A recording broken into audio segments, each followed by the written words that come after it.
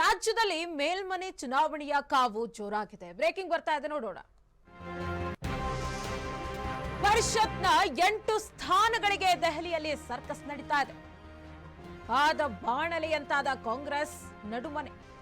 Final ಆಗುತ್ತಾ Congress MLC ಅಭ್ಯರ್ಥಿಗಳ ಪಟ್ಟಿ? ದಿಲ್ಲಿ ನಾಯಕರ ಜೊತೆ ಸಿಎಂ ಡಿಸಿಎಂ ಸರಣಿ ಸಭೆಯನ್ನ ನಡೆಸುತ್ತಿದ್ದಾರೆ. ವೇಣುಗೋಪಾಲ್ ಸುರ್ಜೇವಾಲಾ ಜೊತೆ ಸಿಎಂ ಡಿಸಿಎಂ ಚರ್ಚೆ ನಡೆಸುತ್ತಿದ್ದಾರೆ. ಇಂದು ಖರ್ಗೆ ಭೇಟಿ ಮಾಡಿ ಮಾತುಕತೆ ನಡೆಸಲಿರುವ ಸಿಎಂ. ಜೂನ್ 13ಕ್ಕೆ ನಡೆಯೋ ಚುನಾವಣೆಗೆ ಭಾರೀ ಲಾಬಿ. 7 ಸ್ಥಾನಗಳಿಗೆ 70ಕ್ಕೂ ಹೆಚ್ಚು ಆಕಾಂಕ್ಷಿಗಳಿಂದ ಟವಲ್.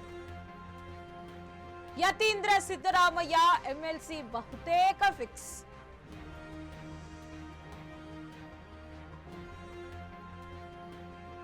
ರಾಜ್ಯದಲ್ಲಿ ಮೇಲ್ಮನೆ ಚುನಾವಣೆಯ ಕಾವು ಜೋರಾಗಿದೆ. ಪರಿಷತ್ನ 8 ಸ್ಥಾನಗಳಿಗೆ ದೆಹಲಿಯಲ್ಲಿ ಸರ್ಕಸ್ ನಡೀತಾ ಇದೆ.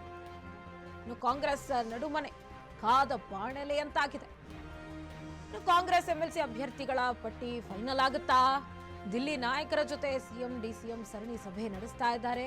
ವೇಣುಗೋಪಾಲ್ ಸುರ್ಜೇವಾಲಾ ಜೊತೆ ಸಿಎಂ ಡಿಸಿಎಂ ಚರ್ಚೆ ನಡೆಸುತ್ತಿದ್ದಾರೆ. ಇಂದು ಖರ್ಗೆ ಭೇಟಿ ಮಾಡಿ ಸಿಎಂ ಮಾತುಕತೆ ನಡೆಸಲಿದ್ದಾರೆ.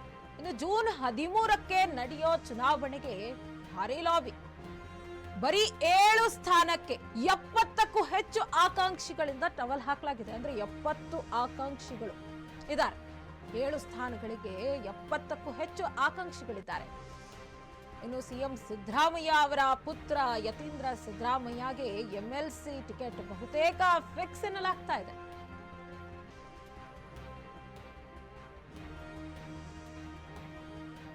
ರಾಜ್ಯದಲ್ಲಿ ಮೇಲ್ಮನೆ ಚುನಾವಣೆಯ ಕಾವು ಜೋರಾಗಿದೆ. ಪರಿಷತ್ನ 8 ಸ್ಥಾನಗಳಿಗೆ ದೆಹಲಿಯಲ್ಲಿ ಸರ್ಕಸ್ ನಡೀತಾ ಇದೆ. ಕಾಂಗ್ರೆಸ್ ನಡುಮನೆಯಲ್ಲಿ ಯಾವ ರೀತಿಯಾಗಿ ಸರ್ಕಸ್ ಇದೆ ಅಂತಂದ್ರೆ 7 ಸ್ಥಾನಗಳಿಗೆ 70 ಆಕಾಂಕ್ಷಿಗಳಿದ್ದಾರೆ. ಜೂನ್ 13ಕ್ಕೆ ನಡೆಯೋ ಚುನಾವಣೆ ಭಾರಿ ಲಾಬಿ. 7 ಸ್ಥಾನಗಳಿಗೆ 70ಕ್ಕೂ ಹೆಚ್ಚು ಆಕಾಂಕ್ಷಿಗಳಿಂದ ಟವಲ್ ಹಾಕಲಾಗಿದೆ. ಯತೀಂದ್ರ ಸಿದ್ದರಾಮಯ್ಯ ಎಂಎಲ್ಸಿ ಬಹುತೇಕ ಫಿಕ್ಸ್ ಎನ್ನಲಾಗ್ತಾ ಇದೆ.